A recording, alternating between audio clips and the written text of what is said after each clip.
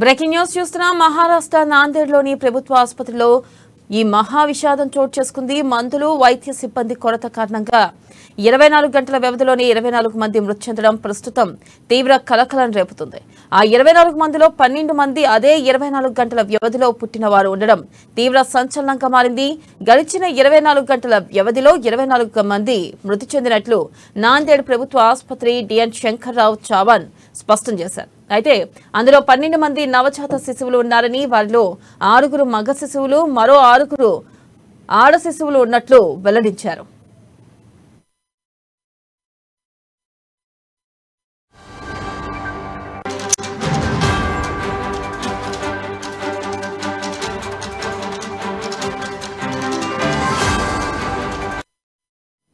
Breaking news చూస్తున్నాం. మహారాష్ట్ర నాందేడ్లోని ప్రభుత్వ ఆసుపత్రిలో మహా విషాదం చోటు చేసుకుంది.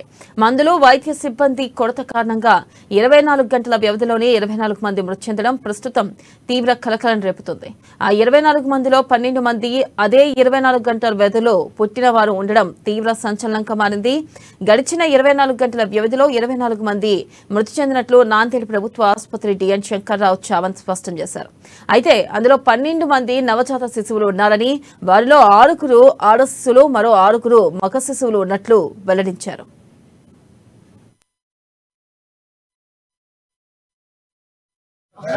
24 लोकांची डेथ झाल्याची माहिती दुपारी माध्यमांच्या मुळे मला मिळाली. तातडीने मी या ठिकाणी आलेलो आहे. डीन यांच्याशी मी आता भेटून त्यांच्याशी मी चर्चा केलेली आहे. परिस्थिती निश्चितच चिंताजनक आहे, गंभीर आहे.